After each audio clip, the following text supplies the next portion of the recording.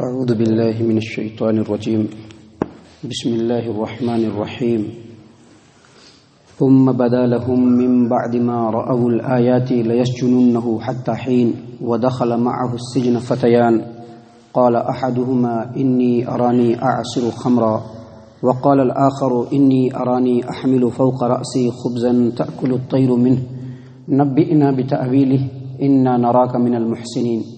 قال لا يأتيكما طعام ترزقانه إلا نبأتكما بتأويله قبل أن يأتيكما ذلكما مما علمني ربي إني تركت ملة قوم لا يؤمنون بالله وهم بالآخرة هم كافرون واتبعت ملة آبائي إبراهيم وإسحاق ويعقوب ما كان لنا أن نشرك بالله من شيء ذلك من فضل الله علينا وعلى الناس ولكن أكثر الناس لا يشكرون. محترم سامعین کرام، سورہ یوسف سورہ نمبر 12 اور اسی صورت سے ابھی آپ کے سامنے آیت نمبر 35 سے لے کر کے آیت نمبر 38 تک آپ کے سامنے تلاوت کی گئی، اور اس سے پہلے کے درس سے جیسا کہ آپ کے سامنے بیان کیا گیا، آپ کو معلوم ہوا کہ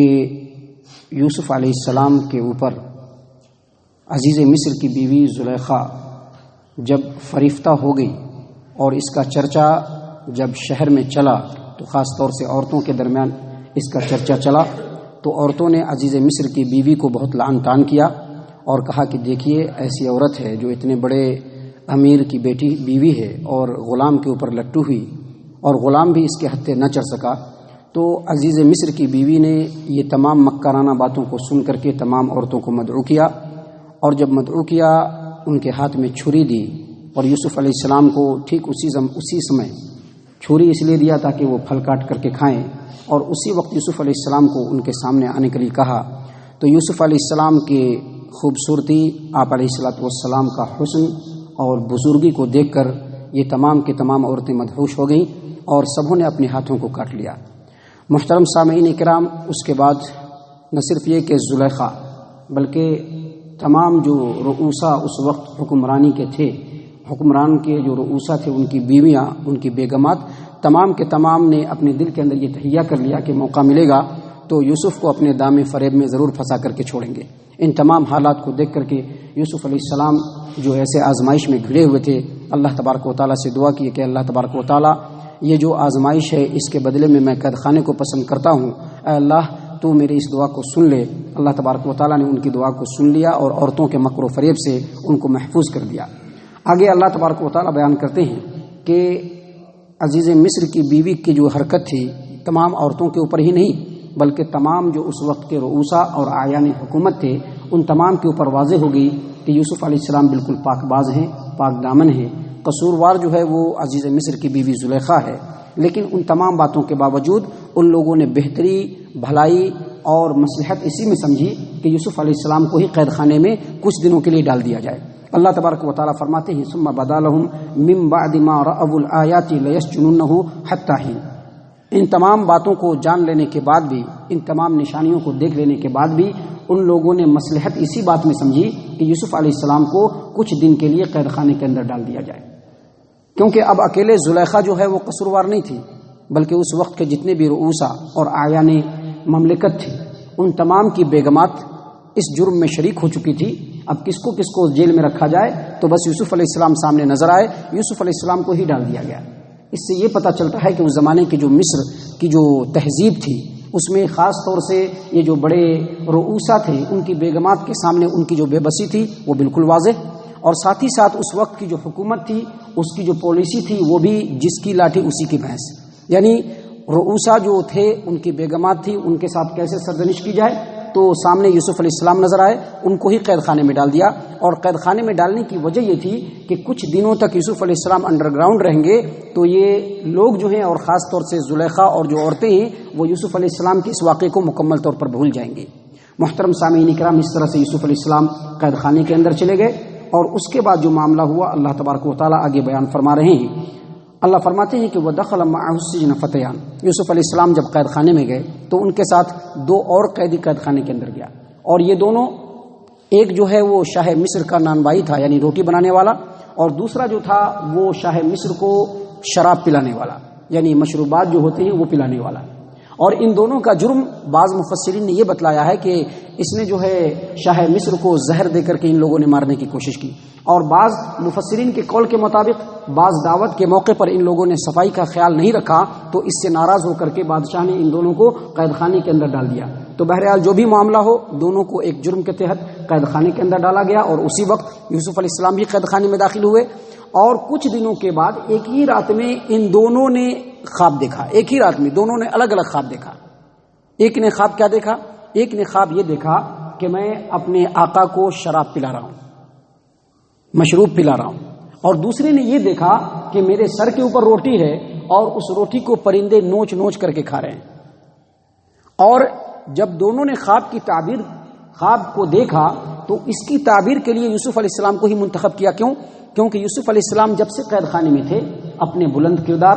بلند سیرت اور اعلیٰ اخلاق کی وجہ سے پورے جیل کے اندر بالکل مشہور ہو گئے تھے، اور کسی بھی معاملے میں انہی کی طرف رجوع کیا جاتا تھا۔ یہ دونوں کے دونوں یوسف علیہ السلام کے پاس آئے، اپنے خواب کو بیان کیا اور ان سے تعبیر پوچھی۔ اللہ تبارک و تعالیٰ فرماتے ہیں وَدَخَلَ مَعَهُ السِّجْنَ فَتَيَانِ، یوسف علیہ السلام کے ساتھ جیل میں دو نوجوان بھی داخل ہوئے اور دونوں قیدی تھے۔ قال احدهما، ان میں سے ایک نے کہا انی ارانی اعصر خمرا، کہ میں اپنے آقا کو شراب پلا رہا ہوں، اس کے لیے شراب نچوڑ رہا ہوں۔ وقال الاخر، اور دوسرے نے کہا انی ارانی احمل فوق رأسی خبزا تأکل الطیر منه، میں نے خواب میں دیکھا ہے کہ میرے سر کے اوپر جو ہے روٹی ہے اور اس روٹی سے پرندے نوچ نوچ کر کے کھا رہے ہیں۔ اور اس کے بعد دونوں کہنے لگے نبئنا بتأویلہ، اس کی تعویل، اس کی تعبیر، اس کی تفسیر بتلائیے۔ انا نراک من المحسنین، ہم آپ کو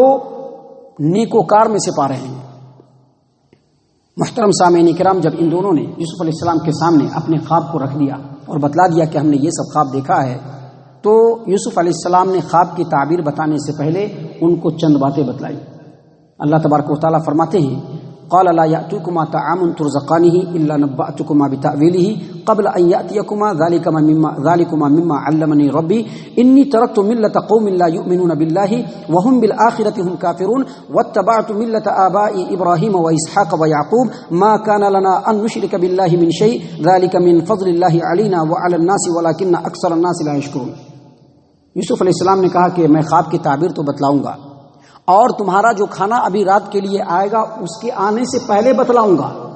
لیکن اس سے پہلے میں تمہارے سامنے ایک بات رکھنا چاہتا ہوں کہ یہ جو خواب کی تعبیر کا علم ہے یہ میرے رب نے مجھ کو سکھایا ہے، اور میرا رب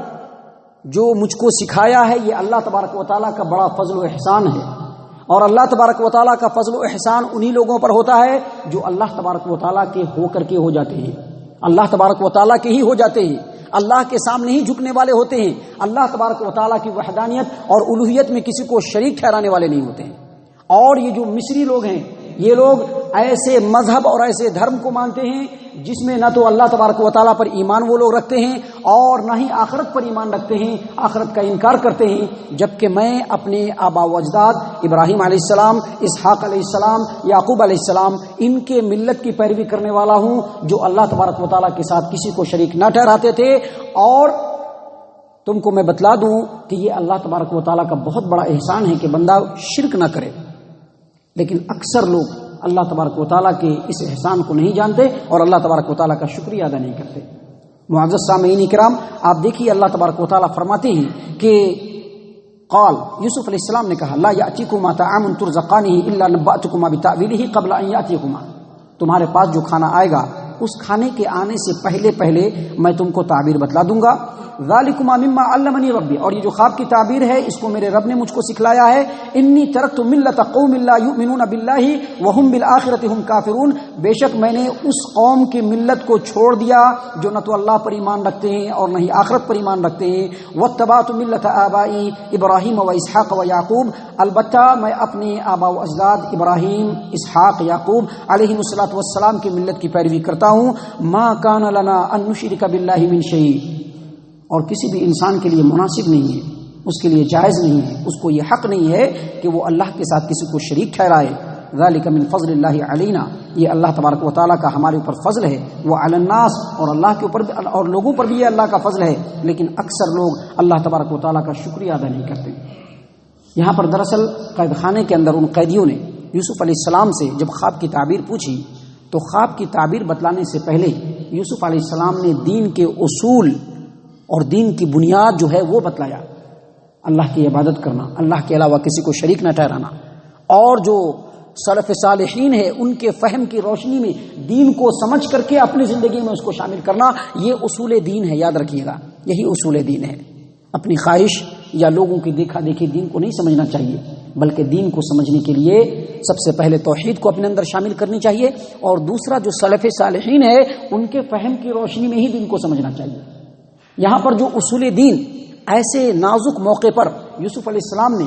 قیدیوں کے سامنے جو تعبیر پوچھنے کے لیے خواب کیے آئے تھے ان کے سامنے جو بیان کیا، اس سے کئی باتیں ثابت ہوتی ہیں۔ پہلی بات یہ ثابت ہوتی ہے کہ دعوت و تبلیغ کا یا کسی کو کسی حق بات کو سنانے کا سب سے بہترین موقع وہی ہوتا ہے جب لوگ سننے کے لیے تیار ہوں۔ جب سننے کے لیے اگر کوئی تیار ہے اور ان کے سامنے جب آپ بات کو رکھیں گے تو یہ بات زیادہ ایفیکٹو ہوتا ہے، کیونکہ یہ جو دونوں قیدی تھے یہ خواب کی تعبیر پوچھنے کے لیے آئے تھے اور اس بات کا انتظار کر رہے تھے کہ خواب کی تعبیر بتلائیں، گویا وہ سننے کے لیے بالکل پریپیئر تھے، ریڈی تھے، اور اس موقع کو غنیمت جان کر کے یوسف علیہ السلام نے خواب کی تعبیر بتلانے سے پہلے ان کو اللہ تبارک و تعالیٰ کے دین کے اصول کو سمجھایا۔ اگر پہلے خواب کی تعبیر بتا دیتے اور بعد میں ان کو سناتے تو شاید سننے کے لیے تیار ہی نہیں ہوتے، یا پھر سنتے تو اتنا امپورٹنٹ نہیں دیتے۔ لہٰذا جب وہ سننے کے لیے تیار تھے اس وقت یوسف علیہ السلام نے ان کو اللہ تبارک و تعالیٰ کے اس دین کے اصول کو سمجھایا۔ دوسری بات یہ سمجھ میں آتی ہے کہ یوسف علیہ السلام کی زندگی میں بہت سارے اتار چڑھاؤ آئے، لیکن کسی بھی موقع سے اس طرح سے دعوت و تبلیغ نہیں کی جہاں پر جیسے یہاں پہ کر رہے تھے، تو اس کا مطلب یہ سمجھ میں آتا ہے کہ شاید یہی وہ موقع ہے جب اللہ تبارک و تعالیٰ نے یوسف علیہ السلام کو نبی بنایا، کیونکہ نبی بنانے کے بعد ان کو اپنی ذمہ داری کا احساس ہوا اور پھر انہوں نے اپنی ذمہ داری کا آغاز اور ذمہ داری کی شروعات یہیں سے شروع کر دی۔ اور تیسری بات یہ سمجھ میں آتی ہے کہ یوسف علیہ السلام نے اپنی دعوت و تبلیغ کے درمیان ابراہیم علیہ السلام، اسحاق علیہ السلام، یعقوب علیہ السلام، ان تینوں کا تذکرہ کیا۔ اس سے یہ پتہ چلتا ہے کہ مصر کے علاقے میں بھی ان تینوں جو بڑے اور اولو العزم نبی ہیں، ان تینوں بڑے نبی کا جو ہے شہرہ یوسف علیہ السلام کے زمانے میں مصر میں ہو چکا تھا، اسی لیے انہوں نے ان کا نام لیا۔ اور دوسری بات یہ بتلانا مقصود تھا کہ دیکھو میں جو دین کے اصول تمہارے سامنے پیش کر رہا ہوں یہ میری اپنی طرف سے نہیں ہے، بلکہ مجھ سے پہلے جو بڑے بڑے انبیاء گزرے ہیں انہوں نے بھی یہی تعلیم دی ہے کہ اللہ کے علاوہ کسی کو شریک نہ کیا جائے اور اللہ تبارک و تعالیٰ کی ہی تنہا عبادت کی جائے۔ اور آخری بات جو سمجھ میں آتی ہے وہ یہ کہ یوسف علیہ السلام کم و بیش 8 یا 9 سال قید خانے میں رہے۔ پہلی مرتبہ انہوں نے دعوت و تبلیغ کا کام یہاں پر کیا، اس سے یہ پتہ چلتا ہے کہ یہ اس کے بعد لگاتار 8-9 سالوں تک جیل کو ہی اپنے دعوت و تبلیغ کا مرکز بنا کر کے یوسف علیہ السلام نے وہاں پر دعوت و تبلیغ کی اور اللہ تبارک و تعالیٰ کے علم کو بلند کیا۔ محترم سامعین کرام، باتیں بہت ہیں اور ایک ہی بیٹھک میں آپ کے سامنے پوری باتیں پیش نہیں کی جا سکتی، اس لیے اب بات کو یہیں پر ختم کیا جاتا ہے۔ آگے کا جو واقعہ ہے انشاءاللہ کل کے درس میں آپ کے سامنے پیش کیا جائے گا۔ خوابوں کی جو تعبیر بتلائی وہ بھی بتلایا جائے گا، خوابوں کی تعبیر کے تعلق سے کچھ اہم ترین باتیں بھی آپ کے سامنے پیش کی جائیں گی۔ اللہ تبارک و تعالیٰ سے دعا ہے کہ اللہ تبارک و تعالیٰ ہم تمام کو ان باتوں پر غور و فکر اور تدبر کرنے کی توفیق عنایت فرمائے، ہم تمام کو اللہ اور اس کے رسول صلی اللہ علیہ وسلم کا پکا سچا فرما بردار اور متبع بنائے۔ اللہ تبارک و تعالی ہم تمام کو صحیح معنوں میں مومن اور مسلمان بنائے، جنت الفردوس میں جگہ عطا فرمائے۔ اے اللہ ہم تمام کو جہنم سے پناہ دے۔ اللہم انا نسألک الجنہ، اللہم انا نسألک الجنہ، اللہم انا نسألک الجنہ، اللہم انا نستجیرک من النار، اللہم انا نستجیرک من النار، اللہم انا نستجیرک من النار۔ آمین یا رب العالمین، وما علینا الا البلاغ المبین۔